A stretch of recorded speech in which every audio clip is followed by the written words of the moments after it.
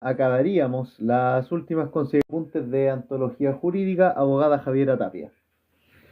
Bien, vamos con el recurso nulidad. El recurso nulidad se encuentra definido legalmente en el artículo 372 del Código Procesal Penal. El recurso nulidad y dice el artículo 372 del Código Procesal Penal que el recurso de nulidad se concede para el recurso de nulidad se concede para invalidar el juicio oral, total o parcialmente, junto con la sentencia definitiva, o solo esta última, según corresponda, por las causales expresamente señaladas en la ley. El recurso de nulidad se concede para invalidar el juicio oral, total o parcialmente, junto con la sentencia definitiva, o solo esta última, según corresponda, por las causales expresamente señaladas en la ley. Este recurso se encuentra regulado principalmente en el libro tercero, en su título cuarto. Según el artículo 373 del Código Procesal Penal, procederá la declaración de nulidad, total o parcial, del juicio oral y de la sentencia si el vicio hubiere generado efectos que sean divisibles y subsanables por separado, solo respecto de determinados delitos o recurrentes. Y estas causales del recurso de nulidad están señaladas en el artículo 373 del Código Procesal Penal son: primero, cuando en cualquier etapa del procedimiento o en el pronunciamiento de la sentencia se hubieran infringido sustancialmente derechos o garantías aseguradas por la Constitución o tratados internacionales ratificados por Chile que se encuentren vigentes, o cuando en el pronunciamiento de la sentencia se hubiera hecho una errónea aplicación del derecho que hubiera influido sustancialmente en los dispositivos del fallo. Hola, don Axel, muchas gracias por el apoyo al live. En el Código Procesal Penal, en el artículo 374, en el artículo 374, se señala un catálogo de causales absolutas de nulidad que se hayan generado en un juicio oral y en la sentencia definitiva, o en parte de estos. Si se concurren algunas de estas causales, el procedimiento siempre será anulado. Entonces, el Código Procesal Penal, en su artículo 374, señala un catálogo de causales absolutas de nulidad que se hayan generado en un juicio oral y en la sentencia definitiva o en parte de ellos. Si se concurren en alguna de estas causales, el procedimiento siempre será anulado. ¿Y cuáles son estas causales? Bueno, son: cuando la sentencia hubiere sido pronunciada por un tribunal incompetente, cuando la sentencia hubiere sido pronunciada por un tribunal incompetente, cuando la sentencia hubiese sido pronunciada por un tribunal no compuesto por los jueces designados por ley, cuando la sentencia hubiese sido pronunciada por un tribunal no compuesto por los jueces designados por la ley,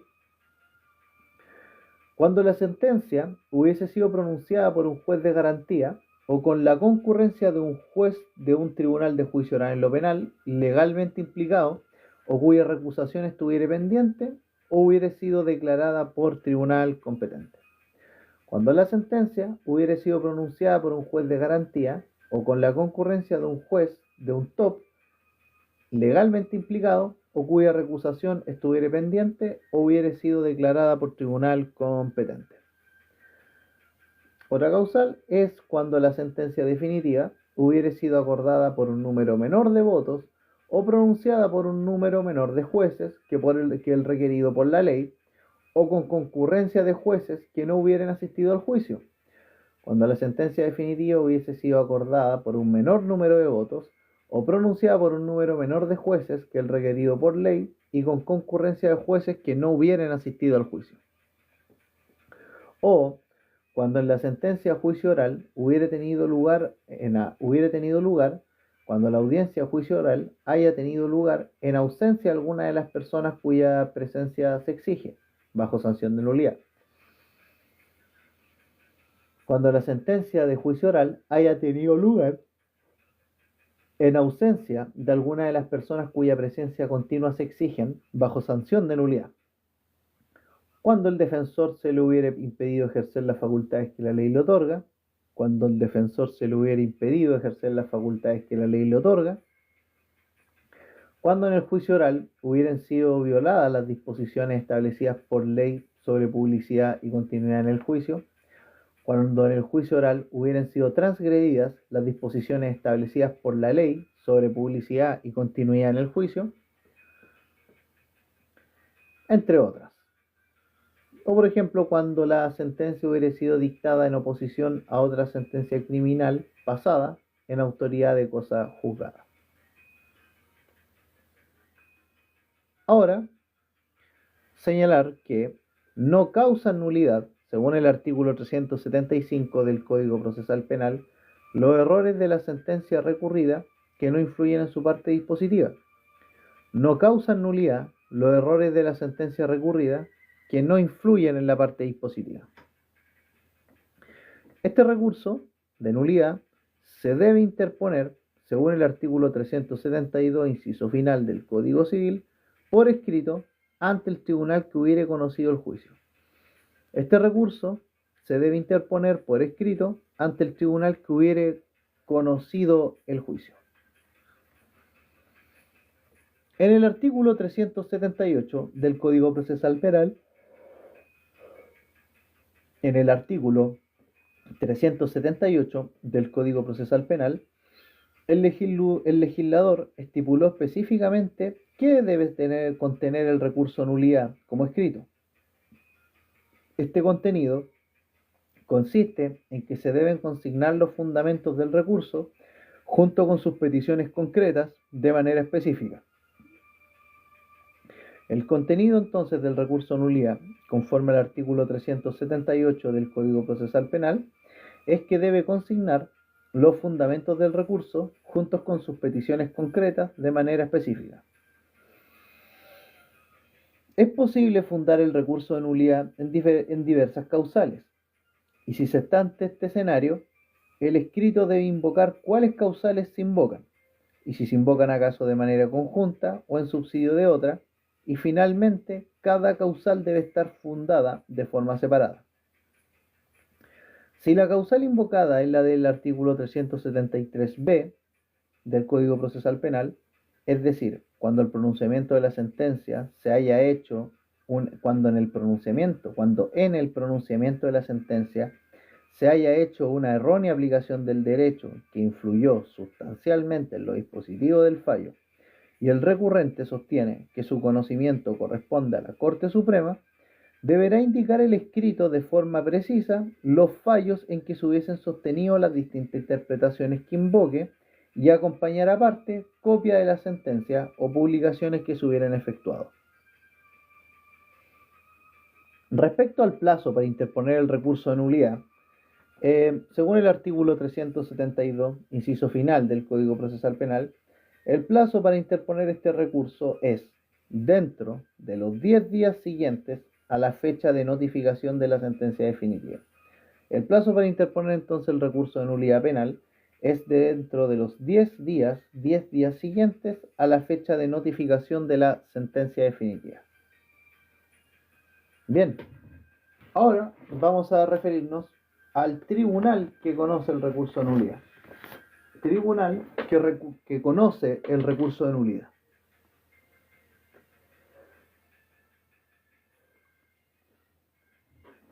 Aquí, dependiendo de la causal que sea invocada para sustentar el recurso de nulidad, el tribunal que conocerá y resolverá el recurso es distinto.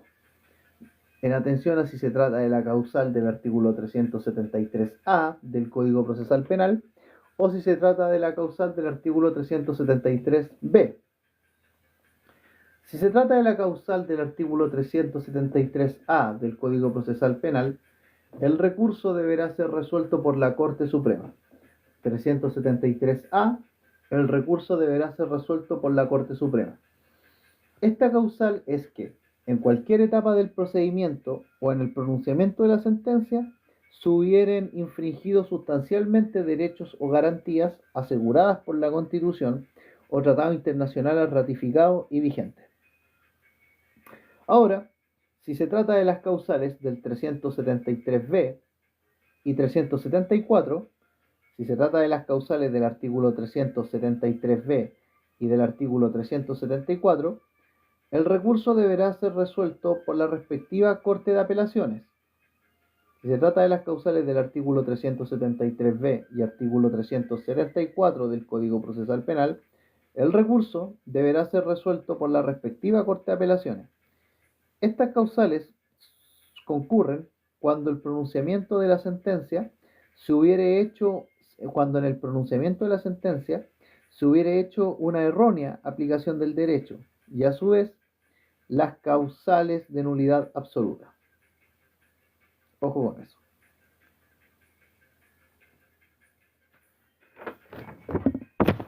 Ahora, señalar otros casos también. Si se trata de la causal del 373b y respecto de este caso existen distintas interpretaciones sostenidas en diferentes fallos emanados por los tribunales superiores de justicia, el recurso debe ser resuelto por la Corte Suprema.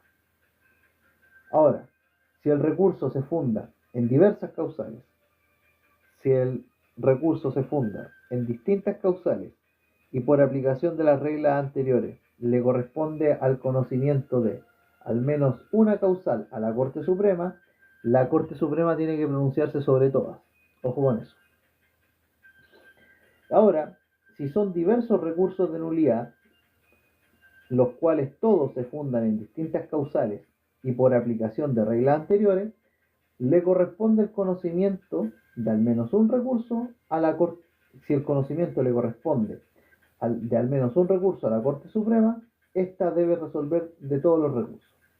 Entonces, estos otros dos casos especiales que son, y si se trata de una causal del artículo 373b, y respecto de este caso existen distintas interpretaciones sostenidas en diferentes fallos emanados por los tribunales superiores de justicia, el recurso debe ser resuelto por la Corte Suprema. Si el recurso se funda en distintas causales y por aplicación de las reglas anteriores, le corresponde el conocimiento de al menos una de estas causales a la Corte Suprema, ésta se tiene que pronunciar sobre todas. Ahora, si son diversos recursos de nulidad, los cuales todos se fundan en distintas causales y por aplicación de las reglas anteriores, le corresponde el conocimiento de al menos un recurso a la Corte Suprema, y ésta deberá resolver todos los recursos. Vamos a hablar ahora de los efectos que produce la interposición de un recurso. Efectos que produce la interposición de un recurso. La interposición del recurso de nulidad, por regla general, no suspende los efectos de la sentencia definitiva recurrida. Por excepción, se encuentra el caso de que la sentencia recurrida sea de carácter condenatorio, situación en la cual se suspenden los efectos de la misma. Otro efecto a tener en consideración con la interposición del recurso de nulidad radica en el hecho de que, una vez interpuesto, no se pueden invocar nuevas causales. Esta limitación no afecta a la Corte que conozca del fallo, toda vez que dicho órgano jurisdiccional, el Tribunal de Alzada, puede, de oficio, acoger el recurso que se hubiere deducido a favor del imputado por un motivo distinto del invocado, siempre que dicho motivo fuera de las causales de nulidad absoluta que están señaladas en el artículo 374 del Código Procesal Penal. Vamos ahora a hablar de la preparación, de la tramitación del recurso de nulidad. Tramitación del recurso de nulidad.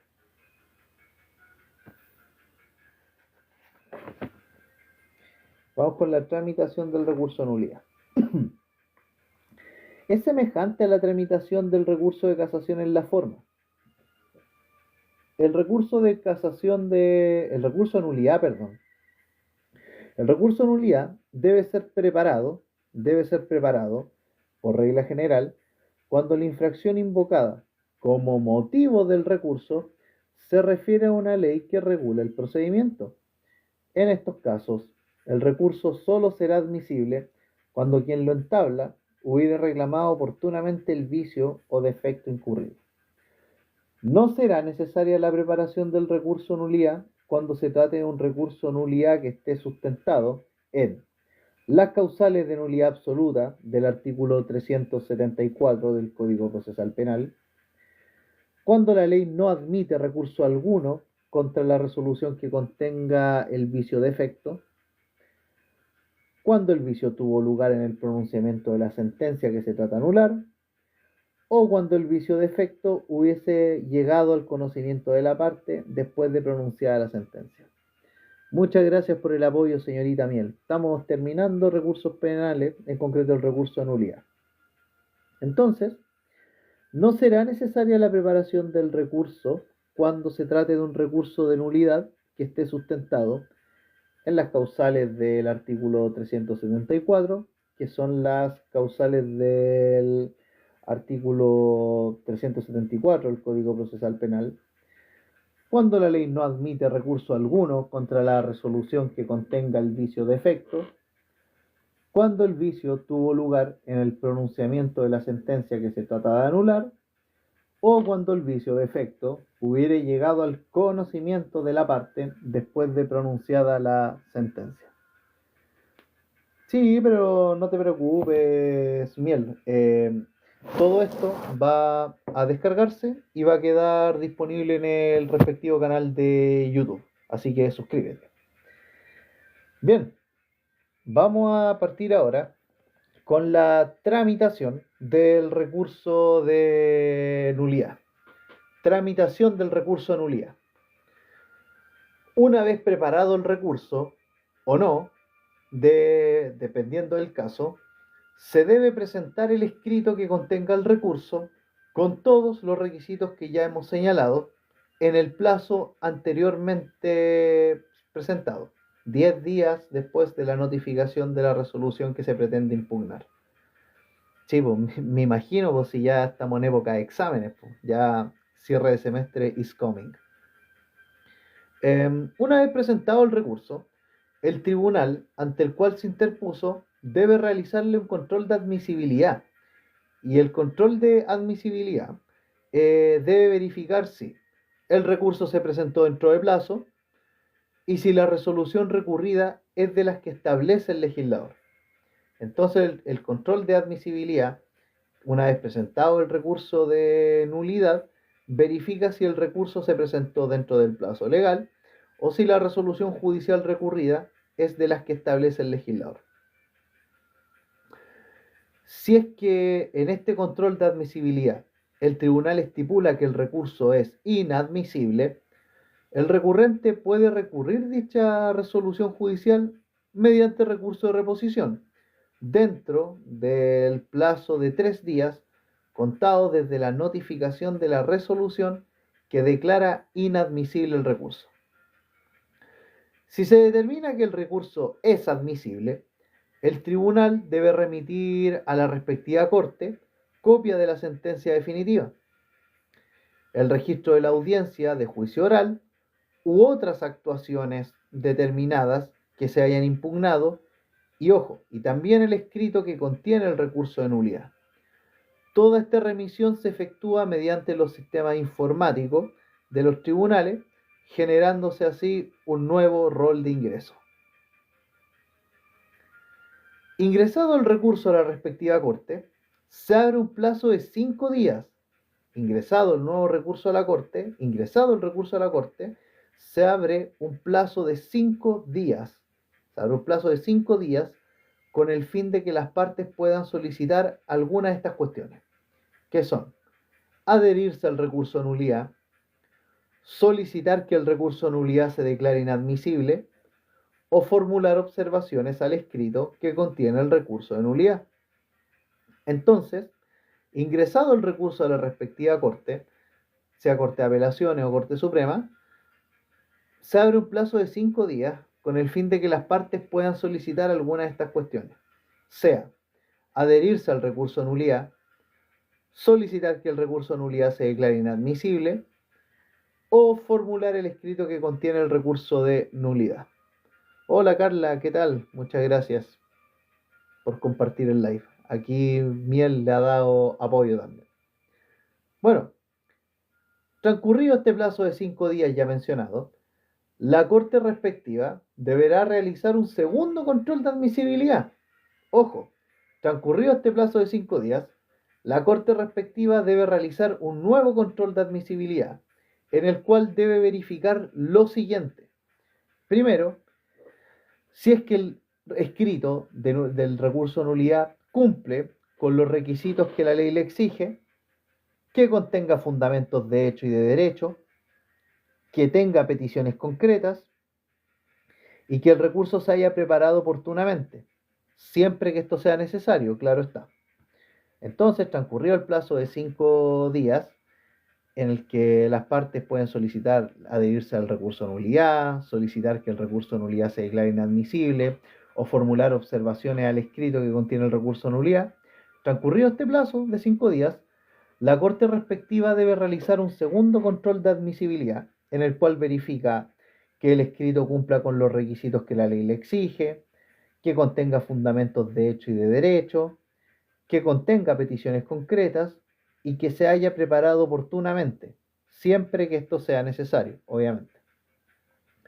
Si el recurso se hubiere deducido ante la Corte Suprema, como vemos en el artículo 373, letra A, si el recurso se hubiere deducido ante la Corte Suprema, esta no se debe pronunciar sobre su admisibilidad, sino que ordena que sea remitido, junto con su antecedente, este escrito, a la Corte de Apelaciones respectiva para que, si es que lo estima admisible, entre a conocerlo y fallarlo en los siguientes casos.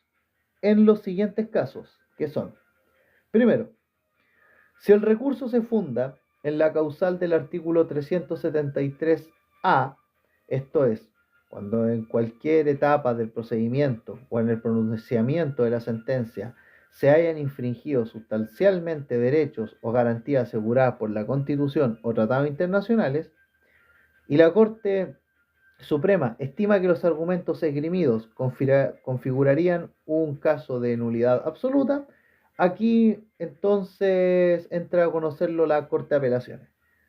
O sea, si el recurso se funda en la causal del artículo 373, letra A, y la Corte Suprema estima que los argumentos esgrimidos configurarían un caso de nulidad absoluta, como los que están señalados en el artículo 374, aquí entraría a conocer la Corte de Apelaciones respectiva.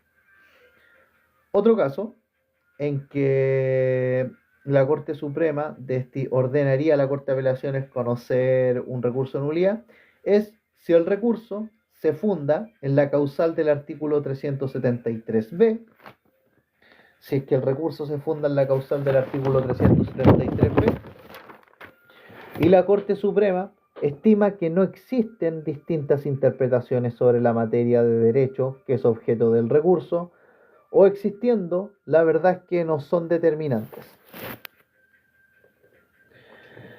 Y un último caso, donde entra a conocer, es que si en algún caso del artículo 376, inciso final del Código Procesal Penal, la Corte Suprema estima que concurre uno de los motivos de nulidad antes señalados.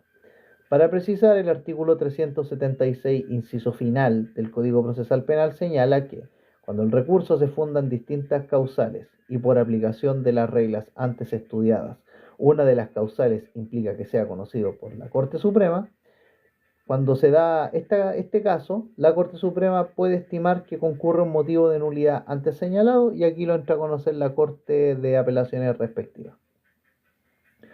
Una vez declarado admisible el recurso, en cualquiera de estos tres casos, o en de los casos anteriores, una vez declarado admisible el recurso, se debe esperar a que la respectiva Corte señale el día en que se va a efectuar la vista de la causa.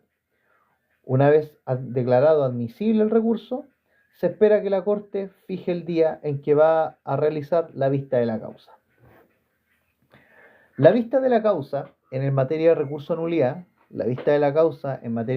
nulidad, se rige bajo las mismas reglas de la vista de la causa del recurso de apelación. La vista de la causa en materia procesal penal se rige por las mismas reglas que la vista de la causa del recurso de apelación. Así que ténganlo en consideración. La única y gran diferencia con el recurso de apelación en materia penal radica en el hecho de que el recurso de nulidad es posible de rendir medios de prueba para sustentar el recurso. La única y gran diferencia con el recurso de apelación en materia penal radica en el hecho de que en el recurso de nulidad sí es posible rendir medios de prueba para sustentar el respectivo recurso. Una vez terminada la vista de la causa, la Corte deberá fallar el recurso dentro de los 20 días siguientes a la fecha en que ha terminado de conocer de él. ¿Por qué 20 días? ¿Por qué un plazo tan corto? Piensen en un pobre desgraciado que está preso.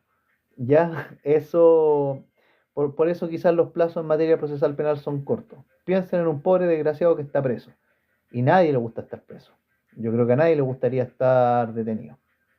Bueno, entonces, una vez terminada la vista de la causa, la Corte deberá fallar el recurso dentro de los 20 días siguientes a la fecha en que se hubiere terminado de conocer de este. El fallo del recurso se dará a conocer en la audiencia indicada al efecto, con la lectura de su parte resolutiva o de una breve síntesis de la misma. El fallo del recurso se dará a conocer en la audiencia indicada para tal efecto, con la lectura de su parte resolutiva o de una breve síntesis de la misma. Si la Corte acoge el recurso y no dicta sentencia de reemplazo,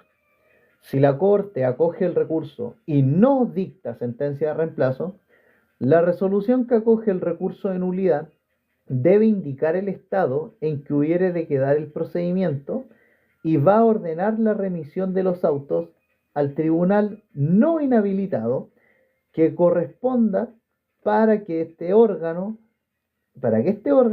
sea el que disponga de la realización de un nuevo juicio oral. Si es que se declara la nulidad parcial del juicio oral y la sentencia, existiendo pluralidad de delitos o imputados, la Corte deberá precisar a qué prueba, hechos e imputados afecta la declaración de nulidad parcial del juicio oral y su respectiva sentencia. Entonces, si es que se declara la nulidad parcial del juicio oral y de la sentencia, existiendo pluralidad de delitos o imputados, la Corte debe precisar a qué prueba, hechos o imputados afecta la declaración de nulidad parcial del juicio oral y su respectiva sentencia. La resolución que resuelve el recurso de nulidad, acogiéndolo o denegándolo, no es susceptible de recurso alguno. La resolución que resuelve el recurso de nulidad, acogiendo o denegando este recurso, no es susceptible de recurso alguno, salvo del recurso de revisión, que no es un recurso propiamente tal, sino un procedimiento especial que está ya regulado en el libro cuarto del Código Procesal Penal, pero para efectos de examen de grado no entra. Quédense con la idea de que la resolución que falla un recurso de nulidad no se puede impugnar por ningún recurso, salvo recurso de revisión, que no es un recurso propiamente tal, sino un procedimiento. Pero para efectos de exámenes de grado no se preocupen, no entra. Ni siquiera creo que en pregrado entra cuando les pasan procesal recurso. Pero bueno, eso ya es otro tema. Ahora, ojo, en contra de una sentencia condenatoria firme, sí podría proceder el recurso de revisión, claro. Bueno, entonces, la resolución que resuelve el recurso de nulidad no es susceptible de ningún recurso, salvo del recurso de revisión en contra de una sentencia condenatoria firme.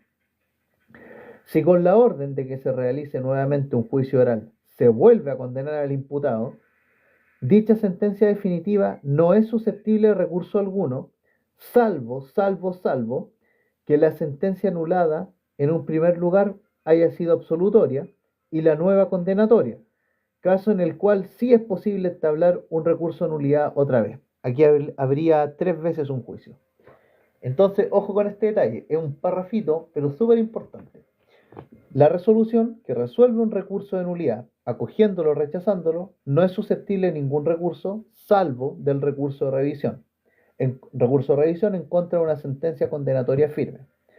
Si con la orden de que se realice nuevamente un juicio oral se vuelve a condenar al imputado, esta sentencia definitiva no es susceptible tampoco de ningún recurso, salvo que la sentencia anulada, en un primer lugar, fuera absolutoria y la nueva condenatoria, caso en el cual sí es posible establecer un nuevo recurso de nulidad. Bien, ahora nos vamos a referir a los requisitos de la sentencia que resuelve un recurso de nulidad. Requisitos de la sentencia que resuelve un recurso de nulidad. Estos están señalados en el artículo 384 del Código Procesal Penal. Los requisitos de una sentencia que resuelve un recurso de nulidad, artículo 384 del Código Procesal Penal. Bien, aparte del requisito de que la sentencia se debe dictar en un plazo de 20 días desde que se terminó de conocer el recurso, el artículo 384 son tres. Primero, el tribunal debe exponer los fundamentos que sirven de base a su decisión. Obvio, el tribunal debe exponer los fundamentos que sirven de base a su decisión. Segundo, el tribunal debe pronunciarse sobre las cuestiones controvertidas. El tribunal debe pronunciarse sobre las cuestiones controvertidas. Se puede omitir este requisito en todo caso si es que se acoge el recurso, caso en el cual el tribunal puede simplemente limitarse a la causal o causales que le hubieran sido suficientes y declarar si es nulo o no, total o parcialmente, el juicio oral y la sentencia definitiva reclamada, o si acaso solo es nula la sentencia. Y un tercer requisito es que el tribunal debe dictar una sentencia de reemplazo. El tribunal debe dictar una sentencia de reemplazo. Este supuesto, el de dictar una sentencia de reemplazo, solo ocurre cuando la Corte Suprema o de Apelaciones, cuando la Corte invalide solo la sentencia definitiva y siempre que la causal invocada no se refiere a formalidades del juicio ni a hechos y circunstancias que se hubieran dado por probados. Entonces, los requisitos de la sentencia definitiva que falla el recurso de nulidad son que la sentencia se tiene que dictar en el plazo de 20 días desde que se termina de conocer el recurso, que el tribunal debe exponer los fundamentos que sirven de base a su decisión, que el tribunal debe pronunciarse sobre las cuestiones controvertidas, pero se puede omitir este requisito si es que se acoge el recurso, caso en el cual el tribunal puede simplemente limitarse a la causal o causales que le hubieran sido suficientes y declarar si es nulo o no, total o parcialmente, el juicio oral y la sentencia definitiva reclamada, o si acaso solo nula la sentencia. Y el último requisito es que debe dictar la sentencia de reemplazo. Pero la sentencia de reemplazo, este supuesto solo ocurre cuando la Corte invalide solo la sentencia definitiva, y siempre que la causal invocada no se refiere a formalidades del juicio ni a hechos y circunstancias que se hubieran dado por probados. Bien, vamos a ver ahora unas últimas dos instituciones y damos por terminado este bloque. Vamos a hablar de la sentencia de reemplazo. Según el artículo 385 del Código Procesal Penal, 385 del Código Procesal Penal, 385 del Código Procesal Penal, la sentencia de reemplazo debe tener los siguientes requisitos, que son: primero, reproducir las consideraciones de hecho, señalar los fundamentos de derecho e indicar la decisión de la resolución anulada que no se refieran a los puntos que hubieran sido objeto del recurso o que fuesen incompatibles con la resolución recaída en él.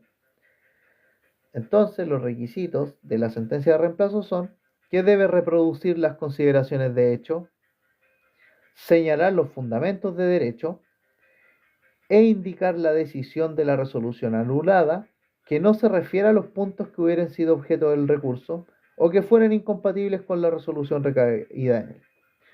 Y por último, por último, vamos a hablar de la adhesión al recurso de nulidad. Adhesión al recurso de nulidad. Esta está señalada en el artículo 382 del Código Procesal Penal. Artículo 382 del Código Procesal Penal. En el artículo 382 en el artículo 382 del Código Procesal Penal se regula la posibilidad que tienen los intervinientes de adherirse a un recurso de nulidad que uno de los intervinientes haya presentado y se haya declarado admisible. La adhesión al recurso de nulidad se debe efectuar en el plazo de 5 días contados desde que se certifica el ingreso del recurso a la respectiva corte, que va a conocer y resolver la nulidad. La adhesión al recurso de nulidad se efectúa en el plazo de 5 días, contados desde que se certifica el ingreso del recurso a la respectiva corte, que va a conocer y resolver la nulidad. La adhesión debe cumplir con todos los requisitos necesarios para interponer el recurso de nulidad antes señalado. Una vez presentada la adhesión a la nulidad, la respectiva corte realizará un control de admisibilidad de la adhesión y resolverá de plano si admite o no a tramitación la adhesión. Entonces, una vez presentada la adhesión a la nulidad, la respectiva corte realizará un control de admisibilidad de la adhesión y resolverá de plano si admite o no a tramitación la adhesión. Listo, chicos, terminamos de ver proce penal con las consideraciones finales. Así que les agradezco mucho su paciencia, su tiempo y su interés a todos los que ya estaban o estuvieron. Saludos y muchas bendiciones.